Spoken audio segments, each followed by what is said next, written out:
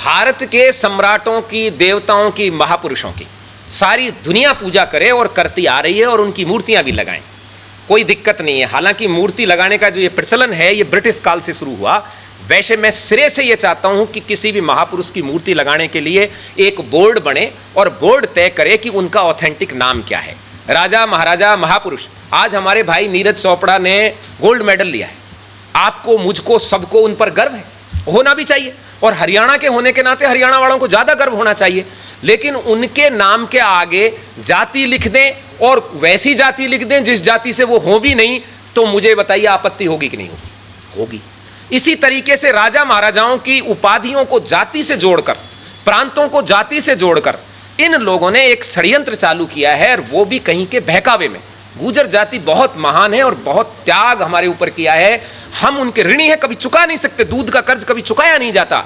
लेकिन आज उनके चंद भाइयों को जेएनयू और वामपंथ की सह पर भड़काया जा रहा है। और वो भड़क के क्या कह रहे हैं? मिहिर भोज तो गुर्जर जाति से थे, पृथ्वीराज चौहान तो गुर्जर थे, महाराज अनंगपाल तंवर तो गुर्जर थे, भोज परमार तो गुर्जर थे। ये गुर्जर का जब उन्होंने राग अनापा है, तब हम सबको दर्द होता है कि आप ये तो बाद में तय कर लेना वो किस जाति के हैं, लेकिन सम्राटों के आगे कोई जाति नहीं लिखी जाए। मैं नहीं चाहता कि उनके आगे राजपूत लिखा जाए।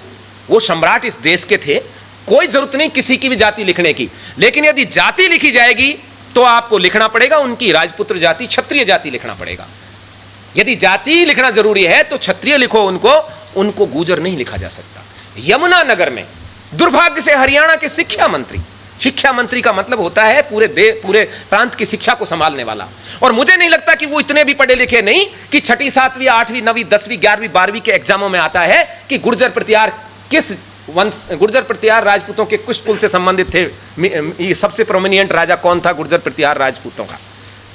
जिसमें आता है लिखा हुआ कि मिहिर भोज राजपूतों के किस कुल से संबंधित थे, और साफ लिखा होता है, ये देखिए साफ लिखा है भोज राजपूतों के किस कुल से हैं, इसमें साफ लिखा है प्रतिहार। क्या ये पढ़ा नहीं उन्होंने? ये एनसीईआरटी की बुकों से लेकर हमारे Haryana board, Rajasthan board, Punjab board, सभी जगह है। ऐसे अनेक प्रश्न आते हैं। तो शिक्षा मंत्री तो फेल है इतिहास में। सबसे पहले शिक्षा मंत्री बर्खास्तगी के अधिकारी हैं। चूंकि वो शिक्षा मंत्री का विषय नहीं है, मुख्यमंत्री का विषय है, उनकी जानकारी में लाया गया।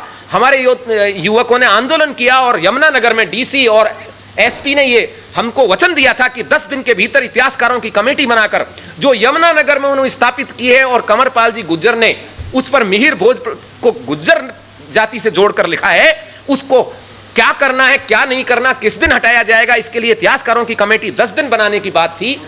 7 तारीख को, आज मैं 17 तारीख को आपके साथ, हमारी टीम के साथ बैठा हुआ हूं।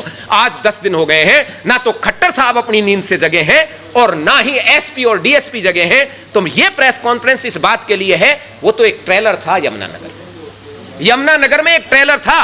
अब की बार यमुनानगर ही नहीं, पूरा हरियाणा ही नहीं, पूरे देश के अंदर आंदोलन किया जाएगा। क्योंकि यदि हमारे पूर्वजों की जाति बदल दी जाएगी तो हमें जीने का कोई अधिकार नहीं। एसआई में जाएं और वहां से प्राप्त करें कि क्या वो जाति है या प्रांत है।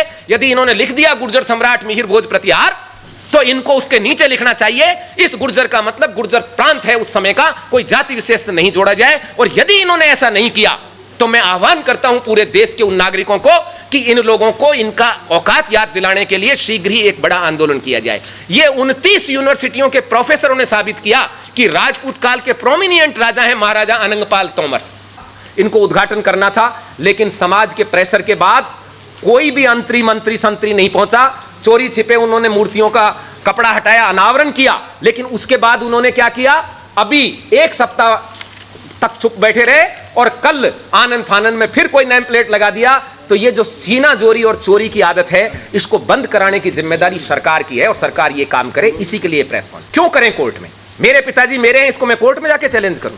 ये चैलेंज उनको करना चाहिए कि उनको आज पता चला है कि उनके पिताजी कौन है। हमारा तो सूर्य पूर्व में उगता है, इसके लिए कोर्ट में जाना चाहिए क्या हमको? हमारी तरफ से सरकार को जाना चाहिए, क्योंकि सरकार की एएसआई और एनएमए और भारत सरकार के सारे संस्थान साबित करते हैं वो क्या है।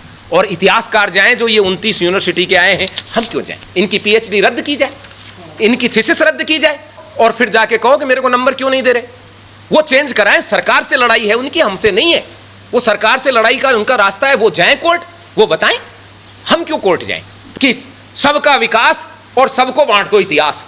ये सरकार की कुनीति है और इस बात को हम समझ रहे हैं और अच्छी तरह समझ रहे हैं। सरकार की नकेल में ही कसने का काम होगा और सबसे पहले उन राजपूत राजनेताओं की नकेल कसी जाएगी जो वहां जाकर हमारे समाज के कोटे से एमएलए बनते हैं, एमपी बनते हैं और उसके बाद समाज के विरुद्ध जब षड्यंत्र चलता है तब वो बोलते नहीं है। खट्टर सरकार को तो सीधा चैलेंज है, भाई नैनपाल रावत को तो इस्तीफा देना पड़ेगा इस सरकार से यदि 10 दिन पूरे हो गए और इन्होंने कमेटी नहीं रखी।